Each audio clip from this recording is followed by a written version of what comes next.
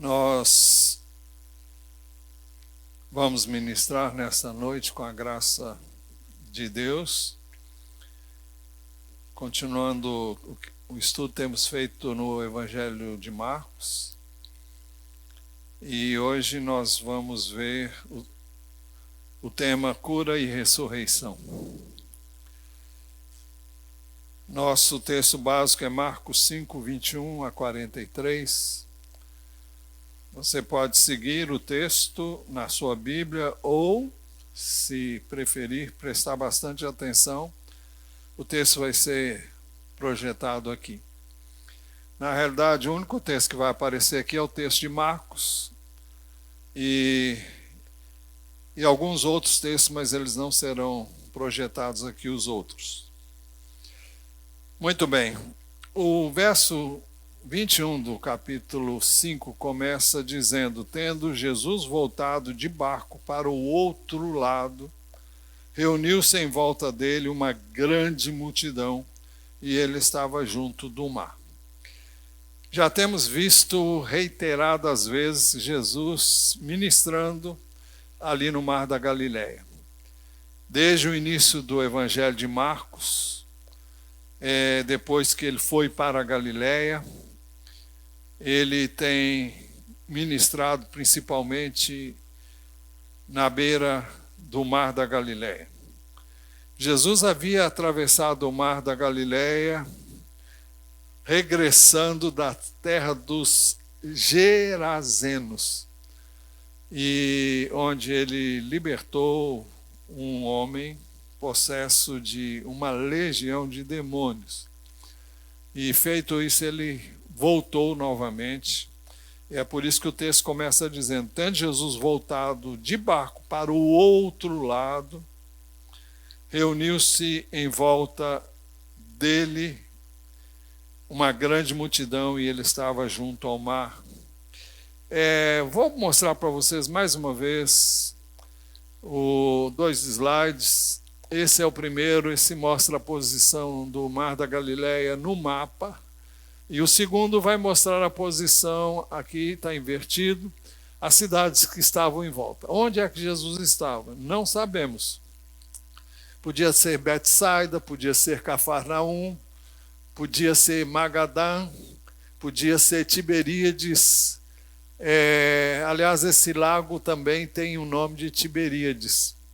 E ali nós temos a região dos Gerazenos, numa posição diferente da que vimos no domingo passado. No mapa que mostramos, ficava aqui. Eu não sei com base em que esse mapa foi feito assim. A região deles talvez abrangesse mais cidades do que as que nós vimos ali naquela ocasião. Mas podemos sair daí. Então Jesus do mar da Galileia, depois de ter ido à terra dos Gerazenos, ao chegar, uma grande multidão se reuniu ao redor dele. Ali mesmo onde ele estava ministrando, provavelmente em Cafarnaum ou em alguma cidade que nós já vimos aqui. Jesus estava ali ministrando quando chegou, diz o verso 22 e o verso 23.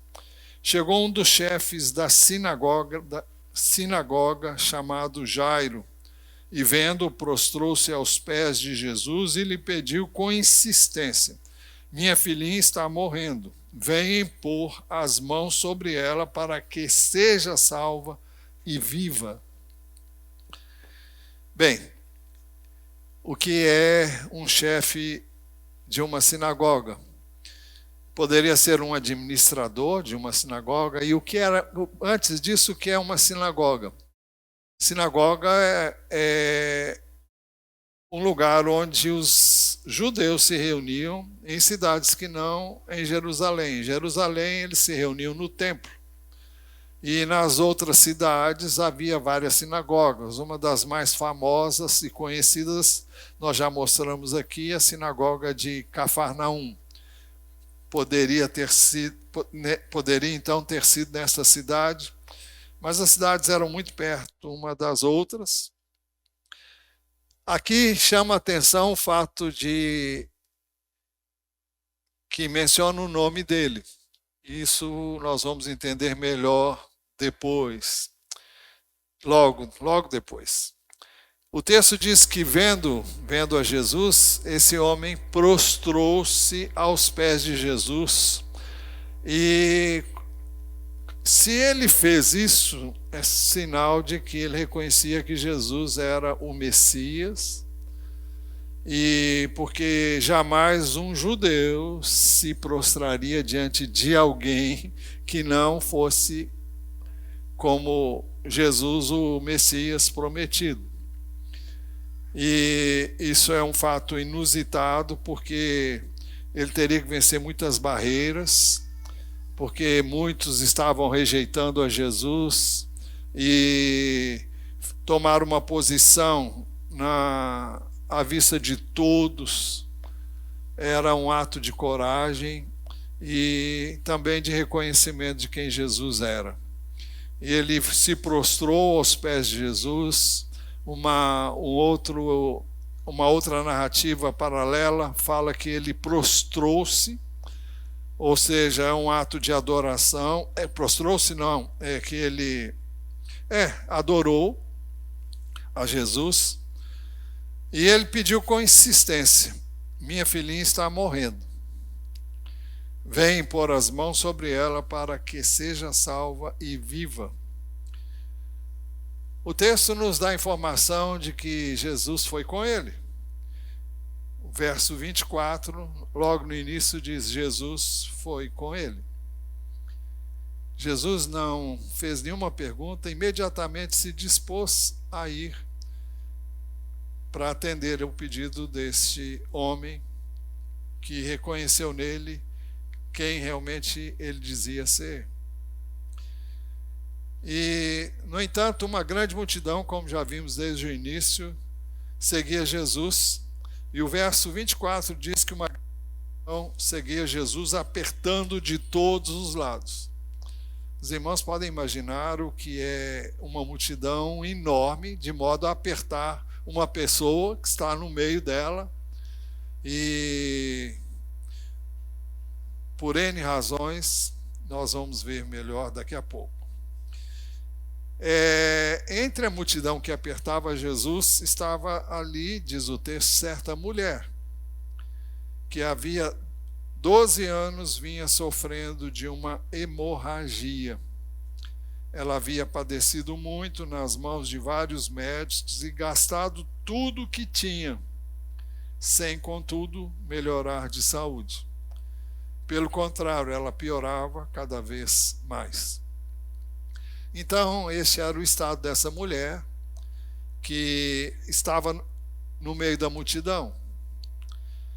E ela ficou sabendo da fama de Jesus. O texto diz no verso 27, tendo ouvido a fama de Jesus, a mulher chegou por trás, no meio da multidão, e tocou na capa dele.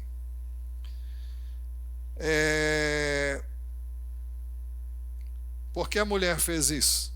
O verso seguinte nos dá mais informações. A mulher fez isso porque dizia, diz o texto, se eu apenas tocar na roupa dele, ficarei curada.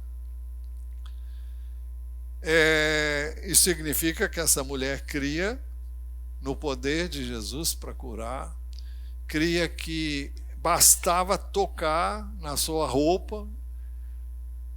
Os irmãos observem, muitas pessoas podiam pensar, tocar no seu corpo, mas o propósito dela foi o de tocar na capa. E, na realidade, se alguém tocasse na capa de alguém, não ia sentir que alguém estava tocando, até porque a multidão estava apertando Jesus. Ao tocar na capa de Jesus, o texto diz que logo a hemorragia estancou e ela sentiu no corpo que estava curada daquele mal. Eu não sei como, mas ela percebeu que algo diferente havia acontecido com ela. Eu lembro-me, há muitos anos atrás, eu já contei essa história aqui para vocês. Meu irmão eu morava em Brasília, naquela época eu era comerciante lá, e ele foi fazer uma visita para mim, e ele morava em Belo Horizonte, e ele contou-me que ele estava com doença de Chagas e que os exames deram os médicos deram esse diagnóstico depois de verem os exames que ele fez.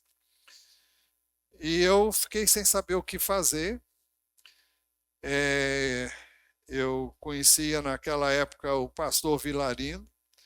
Ele era um homem muito usado por Deus para cura.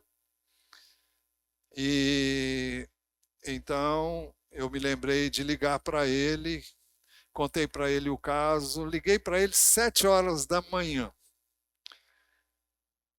Eu nem sei por que eu tive essa ousadia de ligar para alguém nesse horário, mas eu liguei, ele estava acordado, e na realidade ele já estava na igreja, e ele disse: olha, traga ele aqui, eu estou participando de um evento, lá era um congresso, alguma coisa assim, e ainda não tinha começado. Ele disse: traga ele agora, nesse momento que eu vou orar por ele. E então eu levei meu irmão lá, ele ministrou a palavra para ele, e depois ele orou. E quando ele orou, ele falou: olha, você está sendo curado agora, e você está sendo curado também de uma outra coisa que nem meu irmão sabia. E ele falou: como evidência disso, você está sentindo um calor descendo da cabeça aos seus pés. E meu irmão disse que sentiu exatamente o que ele falou. E ele disse ainda para meu irmão, estava com ele, disse para ele: olha, agora quando você chegar na sua cidade, você faz um exame e manda a cópia para mim, tá? Meu irmão fez isso, fez o exame novo e deu negativo. Então ele foi curado ali instantaneamente daquele mal que tinha atingido ele. Eu não sei o que essa mulher sentiu. Eu não sei, mas o fato é que ela sabia que tinha sido curada. O texto diz: logo a hemorragia estancou e ela sentiu no corpo que estava curada daquele mal. Só Deus sabe o que foi que ela sentiu, ou se simplesmente, eu não sei como ela poderia sentir isso, mas é algo que só quem experimenta sabe. Por outro lado, Jesus, reconhecendo imediatamente que dele havia saído poder, virando-se no meio da multidão, perguntou: quem tocou na minha roupa?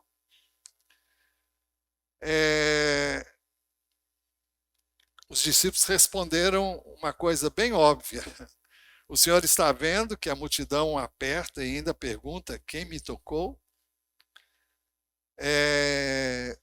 Parece ilógica a pergunta de Jesus. O texto diz que Jesus, porém, ficou à procura de quem lhe havia tocado.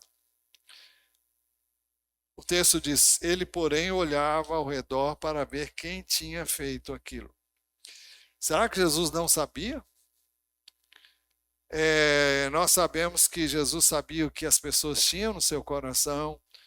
Quando as pessoas não criam, ele sabia. Quando as pessoas questionavam o que ele estava dizendo, ele sabia, você vai dizer porque ele era Deus, porque ele veio na forma humana, mas tinha toda a plenitude de Deus através do Espírito de Deus nele. E por que Jesus então perguntou quem havia tocado nele? Será que Jesus de fato não sabia? Eu creio que com certeza ele sabia. O que Jesus desejava então? Continuando no texto, o texto diz que ao ver a insistência de Jesus, a mulher não conseguiu esconder o que havia acontecido. Então a mulher, amedrontada e trêmula, ciente do que lhe havia acontecido, veio, prostrou-se diante de Jesus e declarou-lhe toda a verdade.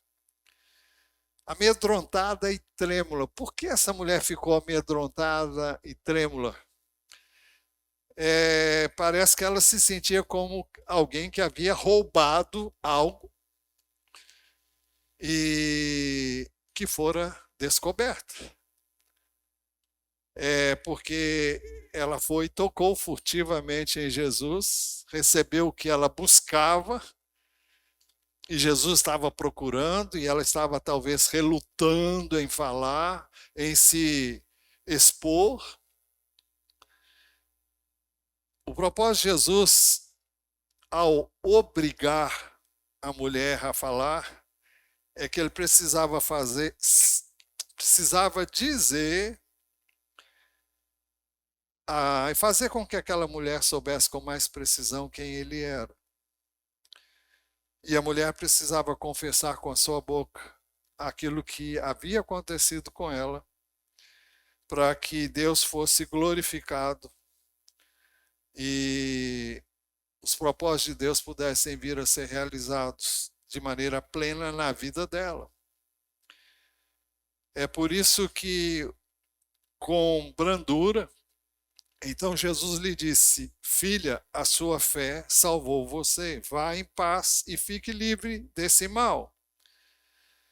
Bem, o verso anterior diz que a mulher, amedrontada e trêmula, ciente do que lhe havia acontecido, veio, prostrou-se diante de Jesus. Ou seja, ao prostrar-se diante de Jesus, ela estava fazendo algo semelhante ao que Jairo havia feito, reconhecendo nele quem ele realmente era. E ela então abriu seu coração e contou toda a verdade. Jesus, em resposta, disse: então Jesus lhe disse: filha, sua fé salvou você, vá em paz e fique livre desse mal. Jesus diz: filha, a sua fé salvou você.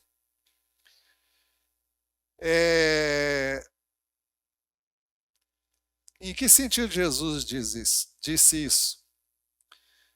Em Romanos capítulo 1, versículos 16 e 17, o apóstolo Paulo disse assim: pois não me envergonho do evangelho, porque é o poder de Deus para a salvação de todo aquele que crê, primeiro do judeu e também do grego. Porque a justiça de Deus se revela no evangelho de fé em fé, como está escrito: o justo viverá por fé.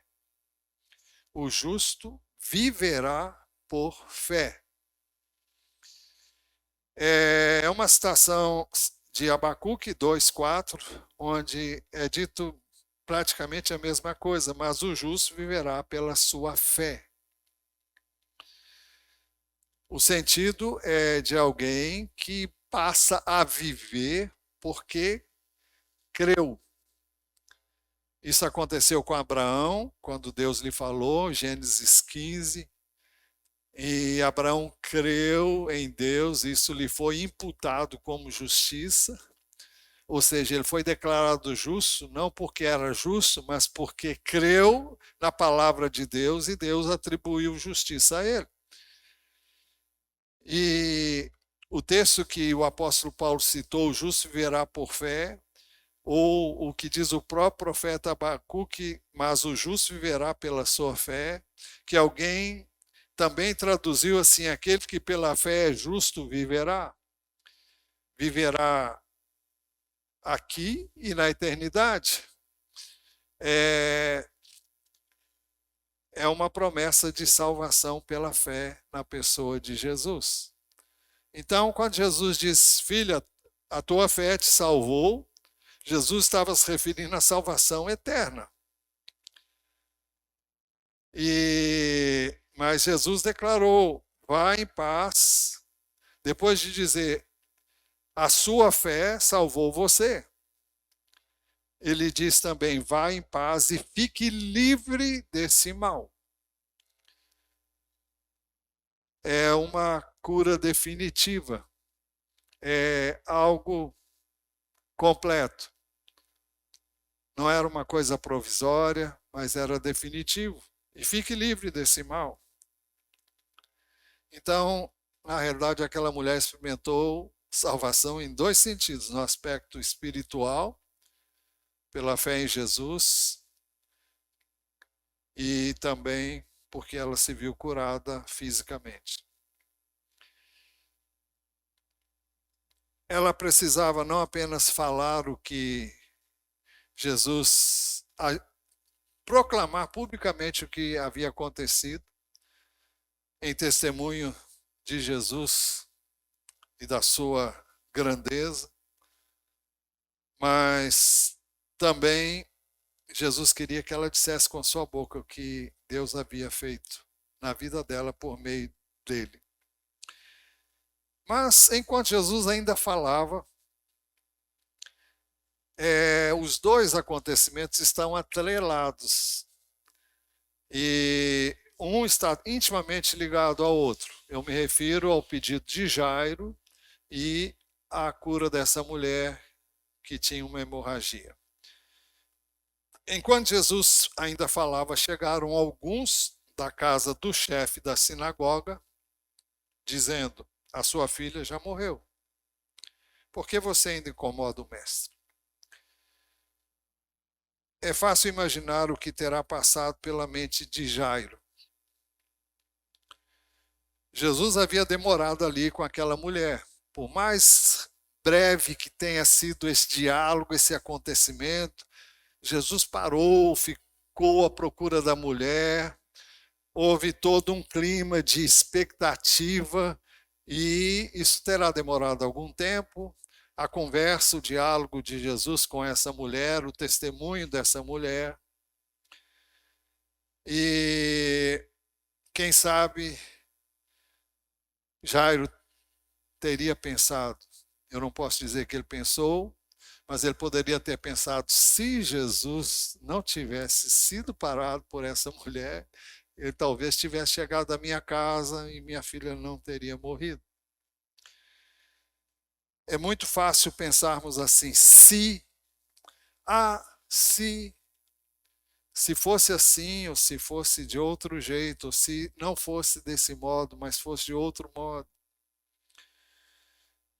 Caso semelhante aconteceu com as irmãs de Lázaro. João capítulo 11, versos 5 e 6 diz assim, ora, Jesus amava Marta e a irmã dela, e também Lázaro. Quando soube que Lázaro estava doente, ainda se demorou 2 dias no lugar onde estava. Nós sabemos que o texto diz, não aqui exatamente, mas um pouquinho antes e depois também. E aqui diz que Jesus amava Marta e a irmã dela e também Lázaro.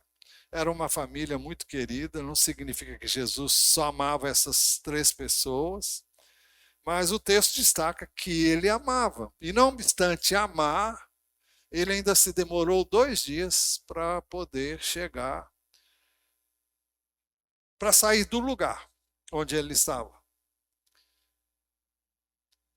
Aconteceu que, demorando-se ali, Lázaro morreu. 4 dias depois de Lázaro ter morrido e ter sido sepultado, Jesus chegou a Betânia, onde ele residia, e as irmãs dele, Marta e Maria. Quando Jesus encontrou Marta, Marta disse a Jesus: se o Senhor estivesse aqui, o meu irmão não teria morrido. Maria, logo depois, quando encontrou Jesus, ficou sabendo que Jesus estava lá, ela disse a mesma coisa. Mas, no segundo caso, Jesus disse: eu não disse a você que se cresce veria a glória de Deus? Ele disse isso para Maria. Para Marta ele disse: eu sou a ressurreição e a vida, quem crê em mim, ainda que esteja morto, viverá, e todo aquele que vive e crê em mim não experimentar a morte eternamente. Por isso, quando alguns da casa de Jairo lhe disseram: a sua filha já morreu, por que você ainda incomoda o mestre? Jairo poderia ter pensado algo semelhante. Você pode dizer: isso é suposição? Sim, claro que é uma suposição. Mas numa hora dessas, só Deus sabe o que cada um pensa, não é?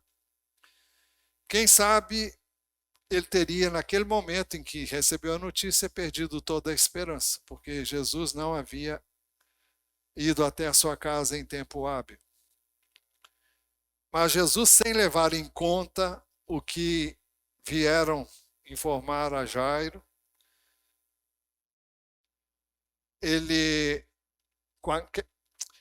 mas Jesus, o texto diz no verso 36, mas Jesus, sem levar em conta tais palavras, disse ao chefe da sinagoga: não tenha medo, apenas creia. Não tenha medo, apenas creia. Jesus não permitiu que ninguém o acompanhasse, a não ser Pedro e os irmãos Tiago e João, diz o verso 37. Esses três sempre estiveram com Jesus em momentos que poderíamos dizer os mais importantes. E um que pode ser destacado é quando Jesus se transfigurou diante deles, revelando toda a sua glória e majestade, quando as suas vestes ficaram brancas, como nenhum lavandeiro poderia torná-las. Então eles sempre estiveram presentes em todos os momentos mais importantes que as Escrituras destacam. Finalmente chegaram à casa do chefe da sinagoga. Chegando à casa do chefe da sinagoga, Jesus viu o alvoroço, os que choravam e os que pranteavam muito. Ao entrar, versículo 39 agora, disse: por que vocês estão alvoroçados e chorando? A criança não está morta, mas dorme. Seria o caso de perguntar por que Jesus disse isso. Na visão de Jesus, ele já havia como ressurreto. Ele não havia como alguém que havia morrido. Mas o texto diz no verso 40, no início, que eles riam-se dele. Quando ele disse isso, eles riram. Por que eles riam?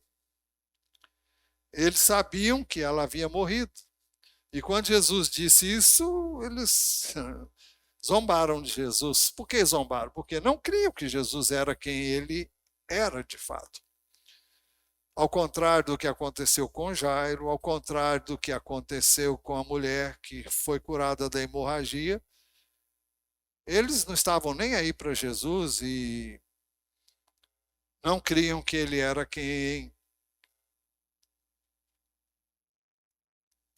Não criam que ele era o Messias. Por isso mesmo Jesus permitiu que ficassem com eles apenas os pais da menina e os três que ele havia levado.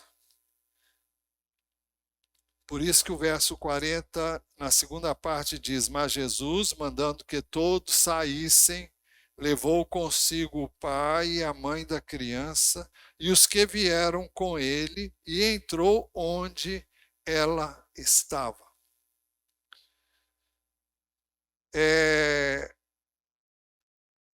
Normalmente, diz um ditado popular, antes só do que,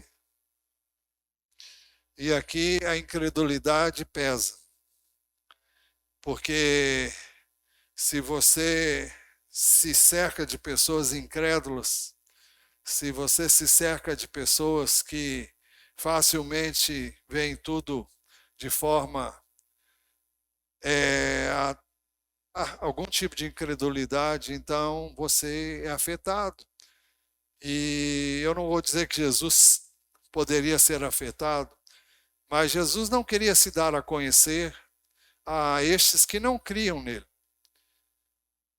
E Deus não se revela a quem não está a fim de conhecê-lo, de buscá-lo, de encontrá-lo. Deus valoriza aquilo que ele é. E não sei se foi exatamente esse o texto, mas eu acho que foi o texto que foi lido aqui no início pelo irmão Rodney, quando o profeta Jeremias, boca de Deus, disse: E buscar-me-eis e me achareis, quando me buscares de todo o coração. Serei achado de vós e farei mudar a sorte de vocês. Isso numa versão mais antiga. Mas, então, Jesus então entrou no quarto onde a menina estava, e ao entrar onde essa menina estava, o texto diz: tomando a criança pela mão, diz: Talita cumi, que quer dizer: menina, eu digo a você, levante-se. Talita cumi é uma expressão, ele disse isso em aramaico, e porque ele disse eu não sei, existem muitas especulações, porque ele terá usado o aramaico, mas tudo não passa de especulação. Mas ele disse: menina, eu digo a você, levante-se. É isso que significa talita cumi, ou talita cumi. Imediatamente a menina, que tinha 12 anos, se levantou e começou a andar.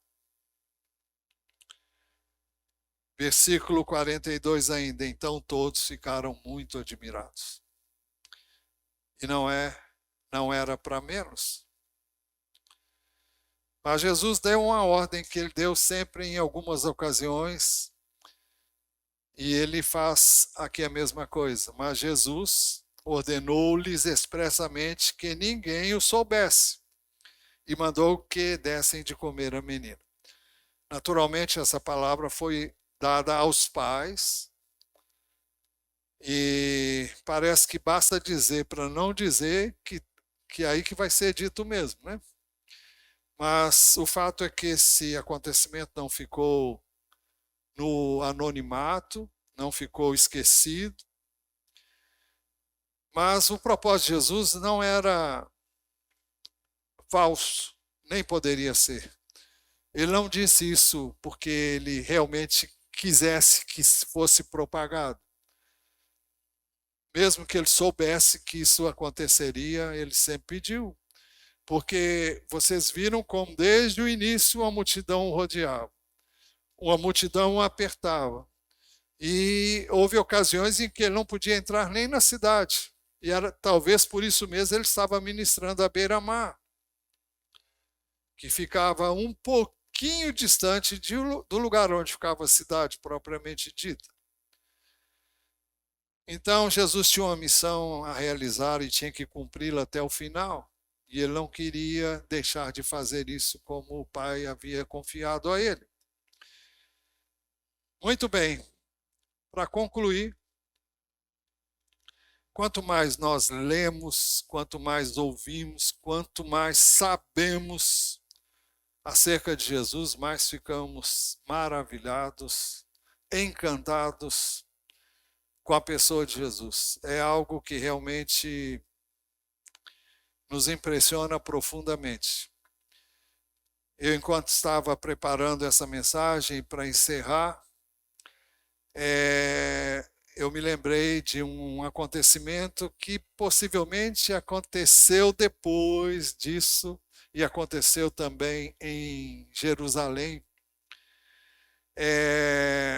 Está registrado em João 7, 45 e 46. Os principais sacerdotes e líderes religiosos haviam ordenado que os guardas fossem e prendessem Jesus e trouxessem-no preso. E eles foram e voltaram sem Jesus. Depois, no momento certo, Jesus foi preso, foi julgado, foi condenado à morte e morreu. E ressuscitou, todos sabemos. Mas, nessa ocasião, os guardas enviados para prender Jesus estiveram com Jesus, ouviram de Jesus, mas eles não conseguiram pôr a mão em Jesus.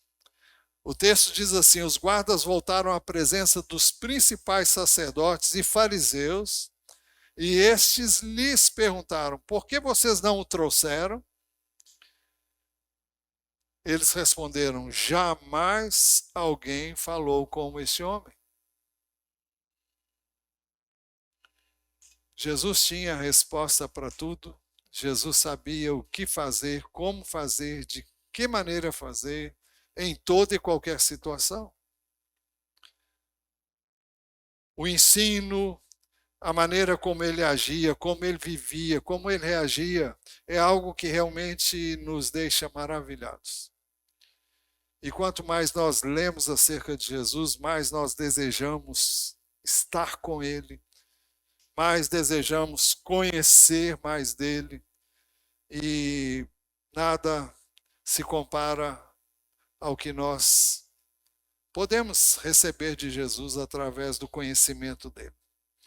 É por isso que o apóstolo Pedro recomendou na segunda epístola escrita por ele, ele diz: antes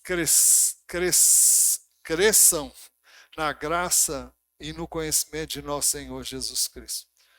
É algo que eu e você devemos buscar conhecer. Como é que a gente conhece? Através das Escrituras, especialmente através dos evangelhos, que registram os seus feitos, que registram as suas palavras. E quanto mais nós conhecemos de Jesus, mais o amamos, mais o desejamos, mais o queremos. E o texto que examinamos hoje nos leva a ficar mais uma vez maravilhados com aquilo que Jesus fez e faz ainda hoje. Amém?